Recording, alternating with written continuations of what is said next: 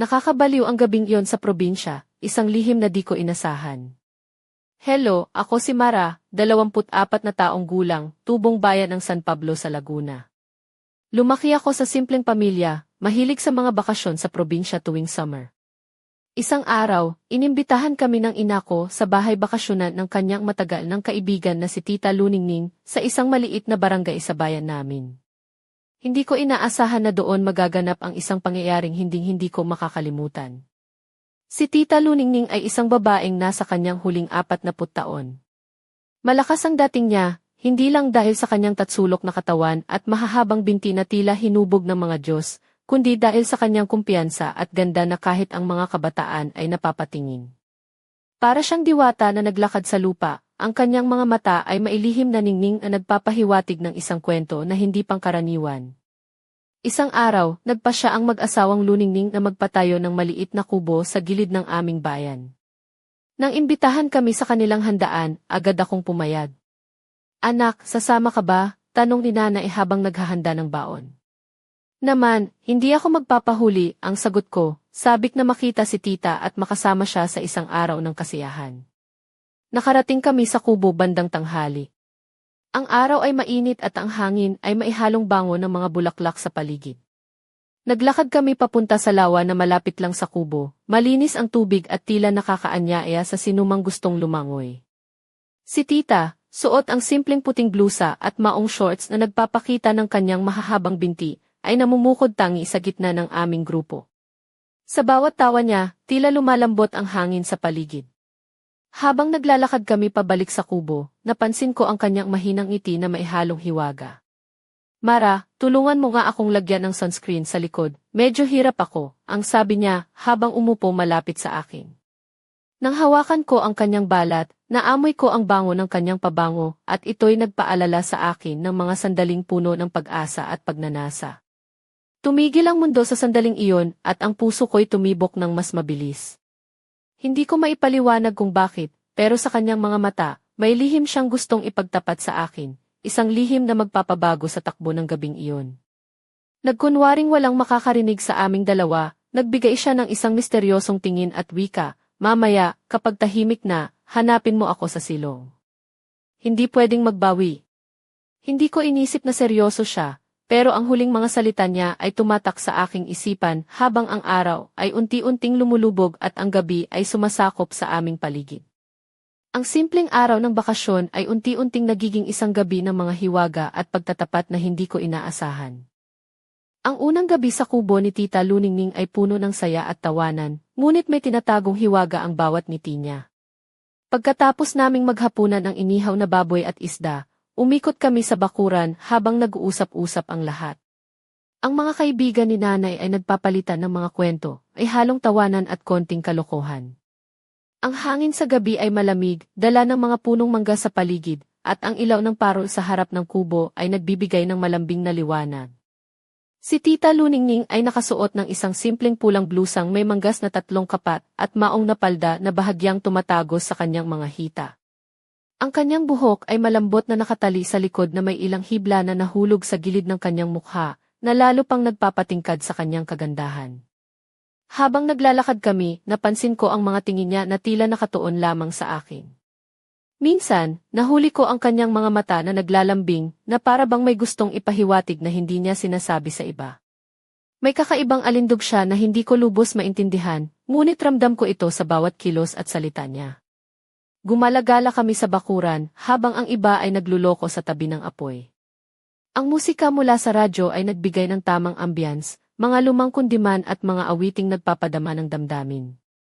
Si tita ay lumapit sa akin nang hindi napapansin ng iba, at hinawakan ang aking braso ng mailambing.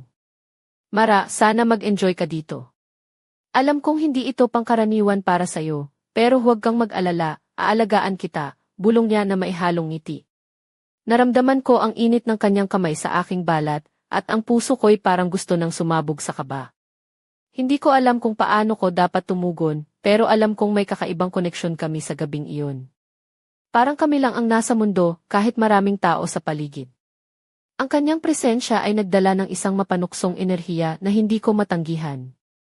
Habang papalapit ang gabi, naramdaman ko ang pagtaas ng tensyon sa hangin.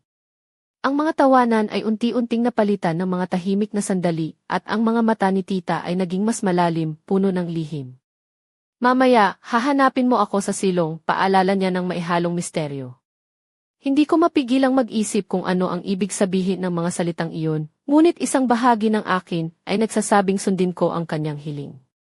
Sa halip na makatulog agad, nagising pa ang aking isipan sa mga tanong, ano kaya ang naghihintay sa akin sa gabing ito? Ano ang sikreto ni Tita Luningning na nais niyang ibahagi? Hindi ko mapigilang magulat sa posibilidad na ang simpleng bakasyon na ito ay magiging isang gabi ng mga pangyayaring magbabago sa aking pananaw sa buhay at pag-ibig. Hindi ko inakala na ang simpleng imbitasyon sa bakura ni Tita Luningning ay mauwi sa isang gabi ng mga lihim at pangamba. Habang papalalim ang gabi, unti-unting nagkalat ang mga tao sa kubo. Ang mga kaibigan ni nanay ay nagpaalam na, ilan ay humiga na sa sala, habang si tatay at nanay ay nasa itaas na nanonood ng pelikula. Sa paligid, ang mga ilaw ay unti-unting pinahina, ang musika ay naputol, at ang katahimikan ay unti-unting nanaig. Ang lamig ng gabi ay pumaloob sa aming paligid, na parang nag-aanyaya ng isang kakaibang pangyayari. Ako naman ay nanatiling gising sa kwarto, hindi makatulog dahil sa mga tanong na gumagulo sa isip ko. Paulit-ulit kong iniisip ang huling sinabi ni Tita Luningning, mamaya, hahanapin mo ako sa silong. Ano kaya ang ibig sabihin nito? Bakit niya ako iniimbitahan na lumabas ng lihim, habang ang lahat ay tulog na? Ang aking puso ay tumibok ng mas mabilis sa bawat pag-iisip na iyon. Hindi ko mapigilan ang pagkabahala. Sa likod ng aking kaba, naroon din ang isang kakaibang excitement. Parang may tawag na hindi ko kayang labanan. Sa kabila ng lahat, nais kong malaman ang sikreto ni tita, ang misteryo na kanyang iniimbita akong tuklasin. Pagkatapos ng ilang minuto ng pag-aalinlangan, nagpa siya akong bumangon. Nakasando lang ako at maong shorts, simpleng damit na pang-relax lang sa bahay. Mabilis ang aking tibok ng puso habang naglakad ako palabas ng kwarto. Ang mga sahig ay malamig sa aking mga paa, at ang mga ilaw sa pasilyo ay patay na, kaya't naglakad ako ng dahan-dahan, pinipilit na huwag mag-ingay. Nang makarating ako sa harap ng silong, naramdaman ko ang malamig na hangin na pumapasok mula sa mga bintana. Tahimik at tila walang tao, ang silong ay puno ng mga gamit na parang hindi pa naaayos. Sa isang sulok, may maliit na silya at ilang kahon na naglalaman ng mga lumang larawan at libro. Ngunit iyon ang lugar na pinili ni tita para sa kanyang lihim. Dahan-dahan kong binuksan ang pinto ng silong, at doon ko siya nakita, si Tita Luningning, nakaupo sa silya, suot ang puting robe na bahagyang bumabalot sa kanyang katawan. Ang kanyang buhok ay maluwag na bumagsak sa kanyang mga balikat, at ang kanyang mga mata ay nagniningning sa dilim. Tara na, Mara, mahina niyang wika, huwag kang matakot. Ang gabing ito ay para sa atin lang. Ang tinig niya ay puno ng lambing at pag-asa. Hindi ko maintindihan kung paano niya nagawang gawing ganoon kalambing ang mga salita, ngunit ramdam ko na ang mga ito ay totoo. Hindi na ako nakatiis. Ang gabi ay nag-umpisang magbukas ng isang bagong yugto sa aking buhay, isang yugto na puno ng mga lihim, pagnanasa, at mga tanong na kailangang sagutin. Ngunit ano nga ba ang naghihintay sa akin sa dilim ng silong? Alam kong hindi na ako makakabalik pa sa dati kapag pumasok na ako sa mundong iyon. Pumasok ako sa silong ng maihalong kaba at pananabik, ang bawat hakbang ko ay tila may dalang lihim na hindi ko pa lubos maintindihan. Paglapit ko kay Tita Luningning, napansin ko ang init na nagmumula sa kanyang katawan, na para bang siya ang ilaw sa madilim na silong. Ang puting robe niyang bahagyang bumabalot sa kanyang katawan, ay naglalantad ng mga kurba na mahigpit na iningatan ng panahon, mahaba at makinis ang kanyang mga binti, at ang hugis ng kanyang balikat ay nagpapahiwatig ng isang babaeng malakas at puno ng kumpiyansa. Sa banayad na ilaw, tila siya ay isang diwata na bumaba mula sa mga alamat ng aming bayan. Salamat sa pagpunta, Mara, mahina niyang sabi habang minisian ako ng may tamis na nagpapakaba sa puso ko. Alam kong matapang ka, kaya naman nandito tayo ngayon.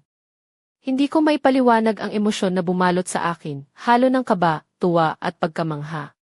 Habang siya ay nakaupo, inabot niya sa akin ang isang bote ng malamig na tubig, na para bang inaanyayahan akong magpahinga sa gitna ng mga nangyayaring kakaiba. Habang pinagmamasdan ko siya, napansin ko ang kakaibang detalye sa kanyang mga mata, tila may lihim na iniimbak, isang kwento ng mga nakaraan na hindi basta-basta isinasalaysay. Napahawak siya sa aking kamay ng dahan-dahan, at ang init ng kanyang palad ay nagdala ng kakaibang kuryente sa aking katawan. Alam mo, Mara, malumanay niyang wika, may mga bagay sa buhay na kailangang maranasan ng buong puso. Ang gabing ito ay isa sa mga iyon. Habang kami ay nag-uusap, unti-unting napalapit siya sa akin. Ang kanyang halimuyak ay parang mga bulaklak na sumibol sa tag-init, matamis, nakakaakit. Hindi ko mapigil ang huminga ng mas malalim, at ang mundo ko ay tila napalibutan ng dilim at liwanag ng sabay. Sa isang iglap, hinawakan niya ang aking mukha ng may pag-iingat, at ang mga daliri niya ay dumampi sa aking pisngi na waring sinusukat ang bawat damdamin na nararamdaman ko. Ang kanyang mga mata ay nanatiling nakatingin sa akin, puno ng mga tanong at kasagutan na hindi ko pa alam. Hindi ko alam kung bakit, pero naramdaman kong handa na akong sumunod sa anumang mangyari. Ang gabing ito ay magiging simula ng isang lihim na ugnayan na magpapatibok sa aking puso sa paraang hindi ko inaasahan.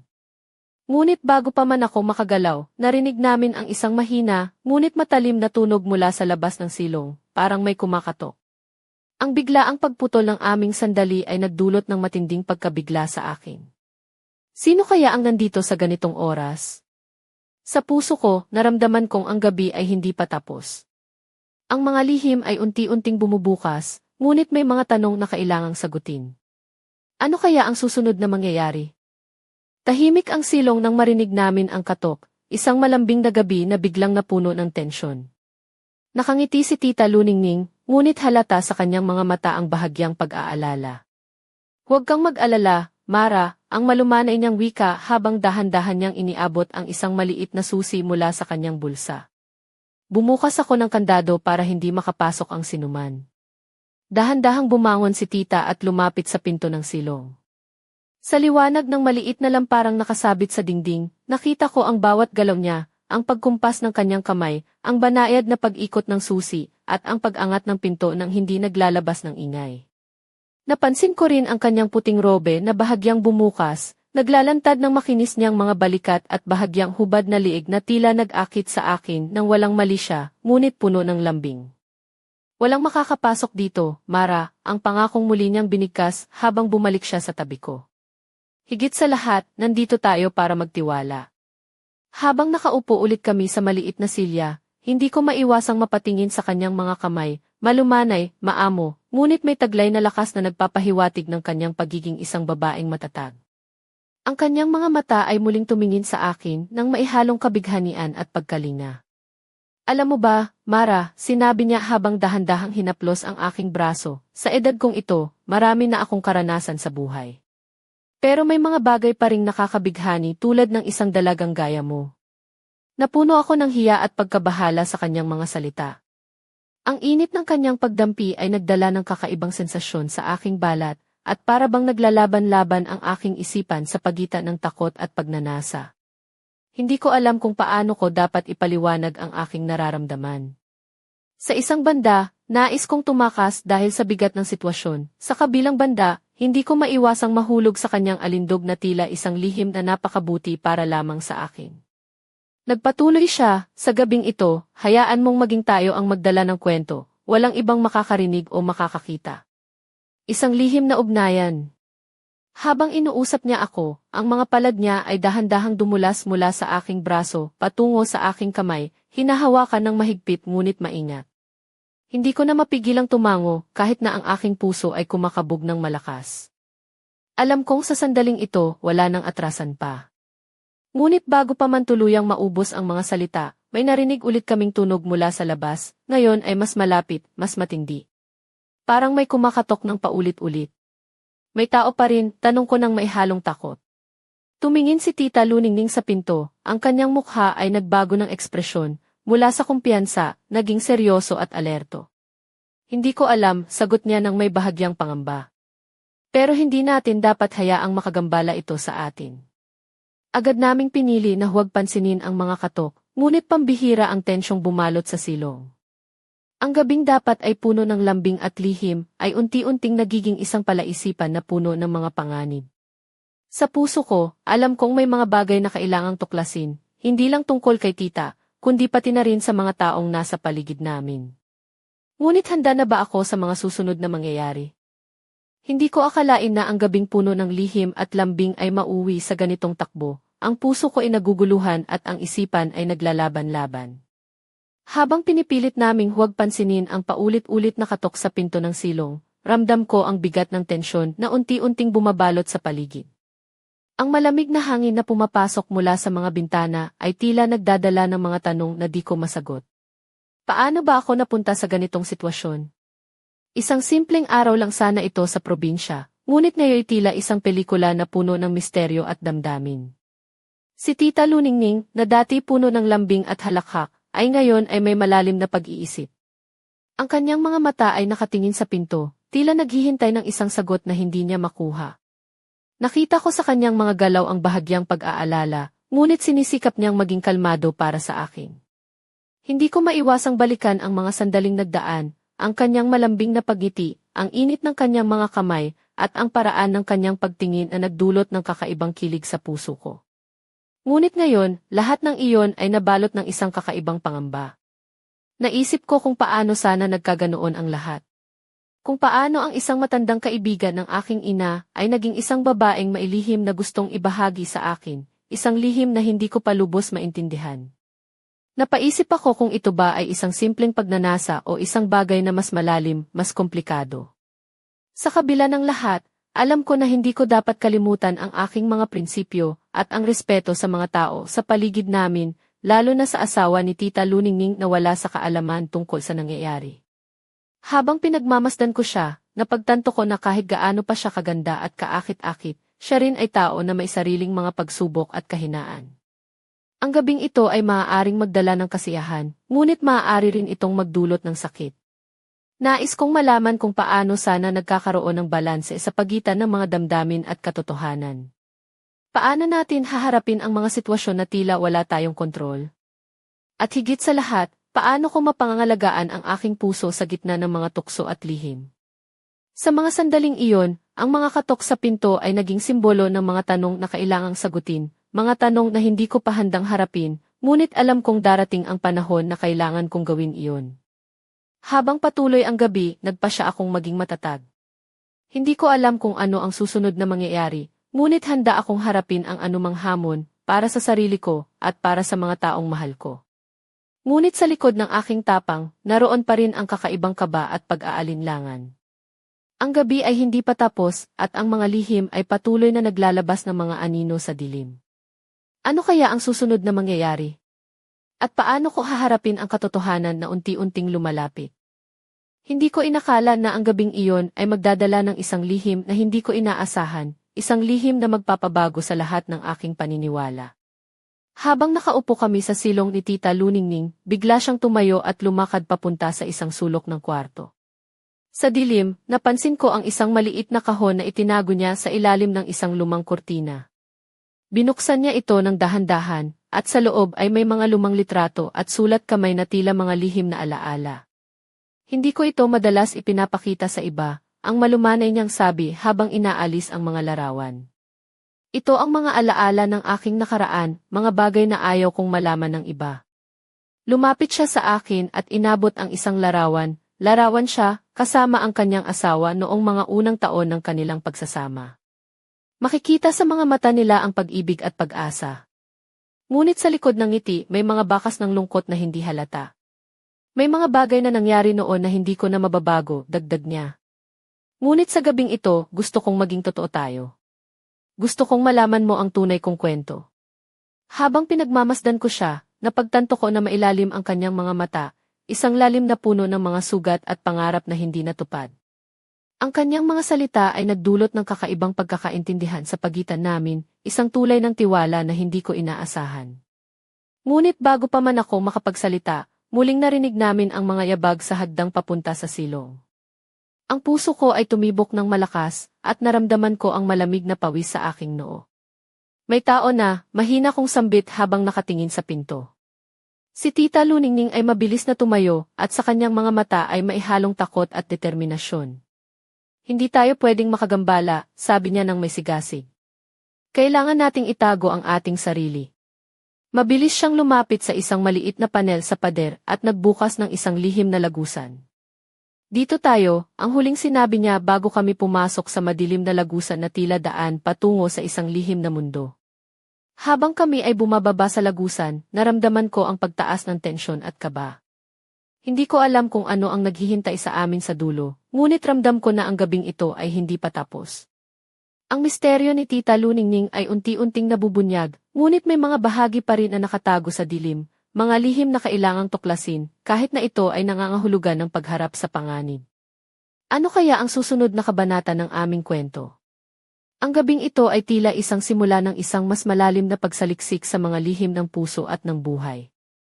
Sa pagpasok namin sa lihim na lagusan, unti-unting bumalot sa akin ang kakaibang takot at pagkasabik, tila pumasok kami sa isang mundo na lihim at hiwalay sa lahat.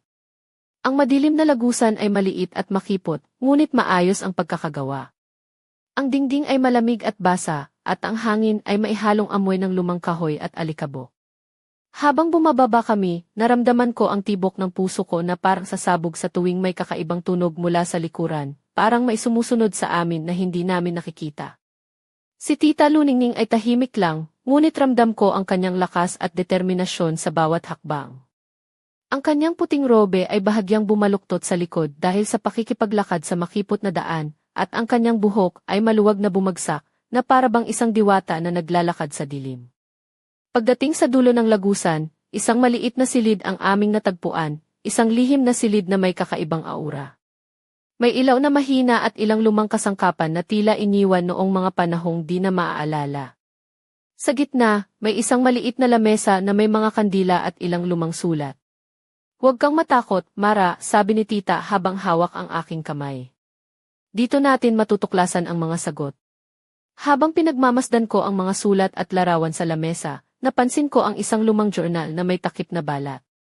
"Ito ang aking kwento," sabi niya habang inaabot ito sa akin. Mga lihim na hindi ko pa nasabi kahit kanino. Binukas ko ang journal at sinimulang basahin ang mga unang pahina. Ang mga salita ay puno ng damdamin, pag-asa, at mga pangarap na tila naipit sa pagitan ng mga linya. Ang buhay ni Tita Luningning ay hindi naging madali, may mga pagsubok, pagkabigo, at mga lihim na nagdulot ng sakit, ngunit nagpatibay sa kanya. Habang binabasa ko, naramdaman ko ang lalim ng kanyang mga karanasan at ang dahilan kung bakit siya naging ganito, isang babaeng puno ng tapang at lihim. Ang bawat pahina ay tila naglalakbay ako sa kanyang nakaraan, at unti-unti, naintindihan ko ang kanyang mga desisyon at damdamin. Ngunit bago pa man matapos ang aking pagbabasa, naramdaman namin ang paggalaw mula sa labas ng silid. May mga boses na malapit na, at parang may lumalapit na mga tao. "Dapat tayong magtago," mabilis na wika ni Tita habang hinahawakan ang aking braso. Agad kaming nagtago sa likod ng isang malaking aparador, habang ang mga yapak ay papalapit ng papalapit. Ang gabi ay nagiging mas misteryoso, at ang aming mga lihim ay tila nanganganib na madiskubre. Ngunit sa kabila ng lahat, ramdam ko na may isang mas malalim na kwento na kailangang tuklasin, isang kwento ng pag-ibig, pagtataksil, at pagtitiis. Ano kaya ang naghihintay sa amin sa mga susunod na sandali? Ang dilim ay puno ng mga sagot, ngunit may mga tanong pa rin kailangang masagot. Ang gabi ay tila sumabog sa bawat yapak na naririnig namin mula sa labas ng lihim na silid, ang bawat tunog ay nagdudulot ng matinding kaba na bumabalot sa buong katawan ko. Nakatiklop kami ni Tita Luningning sa likod ng lumang aparador, at ang aming mga puso ay tumitibok ng malakas na halos madinig namin ang sariling hininga. Ang kanyang mga mata ay nagliliwanag sa dilim, puno ng tapang ngunit maihalong pangamba. Ang kanyang puting robe ay bahagyang bumukas, na nagpapakita ng makinis at maputing balat ng kanyang mga balikat, na para bang isang lihim na ibinubunyag sa dilim. Narinig namin ang mga boses ng ilang kalalakihan na nag-uusap ng malakas. "Dito ba sila?" "Hindi ko gusto to," ang sabi ng isang malalim na tinig. "Kung mahuli natin sila, tapos na tayo." Ang tensyon ay umabot sa sukdulan. Ramdam ko ang init ng katawan ni Tita na nakadikit sa akin, at ang kanyang mga kamay ay mahigpit na humawak sa akin, na nagpapakita ng kanyang pag-aalala at pagsuporta. Sa kabila ng panganib, naroon ang isang kakaibang koneksyon sa pagitan namin, isang ugnayang hindi basta-basta mapuputol ng takot o panganib. Habang lumalapit ang mga tao sa pintuan, napansin ko ang mabilis na paghinga ni Tita, na para bang nag-aabang ng tamang pagkakataon para kumilos. Sa isang iglap, Inabot niya ang aking kamay at inusli ako papunta sa isang maliit na butas sa likod ng aparador, isang daanan palabas na hindi ko inaasahan. Dali, Mara. Dito tayo, sabi niya nang may dalang apuyan sa kanyang mga mata. Tumalan kami sa maliit na daanan, at sa kabila ng dilim, ramdam ko ang malamig na hangin na pumapasok sa aming balat, isang paalala na may pag-asa sa kabila ng panganib. Paglabas namin, nakita namin ang malawak na kagubatan sa likod ng kubo. Ang mga dahon ay kumikislap sa liwanag ng buwan, at ang mga huni ng mga hayop ay nagbigay ng kakaibang musika sa aming pagtakas. Habang tumatakbo kami sa dilim, naramdaman ko ang lakas ni tita sa aking braso, na tila nagdadala ng isang babaeng puno ng tapang at determinasyon. Ang kanyang alindog ay nananatili, ngunit ngayon ay may dagdag na lalim, ang lalim ng isang babae na handang harapin ang anumang panganib para sa kanya at sa akin. Ngunit habang lumalayo kami sa panganib, alam ko sa sarili ko na ang gabing ito ay hindi pa tapos. May mga lihim na hindi pa nabubunyag at mga tanong na kailangang sagutin. Ang aming pagtakas ay simula lamang ng isang mas malalim na kwento, isang kwento ng pag-ibig, pagtataksil, at pagtitiis na mag-iiwan ng marka sa aming mga puso. Ano kaya ang mga susunod na hakbang namin? Hanggang saan kami handang pumunta para sa lihim na ito? Ang gabi ay puno pa rin ng mga misteryo, at ang aming kwento ay patuloy na sumusulat ng mga pahina sa dilim. Habang tumatakbo kami sa ilalim ng malamlam na liwanag ng buwan, ramdam ko ang bawat tibok ng puso ko na sumasalamin sa takbo ng aming mga paa. Ang takbong iyon ay hindi lamang paglayo sa panganib, kundi pati na rin paghabol sa isang lihim na matagal nang nakatago. Si Tita Luningning ay nakaagapay sa akin, ang kanyang mga kamay ay mahigpit na humawak sa akin, nagpapadala ng lakas at kapanatagan sa gitna ng dilim. Ang puting robe niya ay bahagyang nagliliparan sa hangin, na tila sumasayaw sa ritmo ng aming pagtakas. Sa bawat hakbang, nararamdaman ko ang kanyang determinasyon, isang babaeng matatag na hindi sumusuko sa kabila ng mga hamon. Habang pinalilibutan kami ng mga punong kahoy at mga anino, ang mundo ay nagmistulang isang entablado ng mga sikreto at pangarap na kailangang tuklasin. Hindi ko maiwasang mag-isip, ano ba talaga ang lihim ni Tita Luningning? Ano ang nag-udyok sa kanya na magbukas ng pintuan ng kanyang puso at buhay sa akin? At higit sa lahat, hanggang saan kami handang pumunta para sa mga lihim na ito? Ngunit bago ko pa maisip ang mga sagot, naramdaman ko ang mahigpit na paghawak ni Tita sa aking kamay. Mara, mahina niyang sabi, ang gabing ito ay simula lamang. May mga bagay na kailangang harapin, mga lihim na kailangang pag-usapan, at mga damdaming kailangang ipaglaban. Tumingin ako sa kanyang mga matang puno ng katapangan, pangamba at pag-asa. Sa isang iglap, napagtanto ko na ang aming kwento ay hindi lamang tungkol sa isang gabi o isang lihim, kundi isang paglalakbay na puno ng pagsubok at pagtukla sa sarili. Habang naglalakad kami patungo sa isang hindi tiyak na bukas, ang hangin ay nagdadala ng mga bulong ng nakaraan at mga pangarap ng hinaharap. Ang gabi ay naglalaman ng mga sagot, ngunit pati na rin ng mga bagong tanong na kailangang sagutin. At sa huling sandali bago kami tuluyang mawala sa dilim, narinig ko si Tita Luningning na bumulong, Mara, handa ka na ba? Ang tunay na kwento ay nagsisimula pa lamang. Hindi ko man alam ang buong katotohanan, handa akong harapin ang anumang darating, dahil sa likod ng mga lihim at panganib, naroon ang isang pag-asa na magbibigay kahulugan sa lahat ng ito. Ang aming gabing puno ng misteryo ay nagtapos, ngunit ang kwento namin ay patuloy na susulat ng mga pahina sa mga susunod na araw. May mga lihim pa ring nakatago, mga damdaming kailangang tuklasin, at mga pangyayaring magbabago sa aming buhay magpakailanman. Ano ang susunod na kabanata? Ano ang mga lihim na hindi pa lumalabas? At paano kami magtatagumpay sa gitna ng unos ng damdamin at katotohanan? Ang mga tanong na ito ay mananatiling palaisipan, isang hamon para sa amin at para sa inyo, mga tagapakinig, na sabay-sabay naming haharapin sa mga susunod na kwento.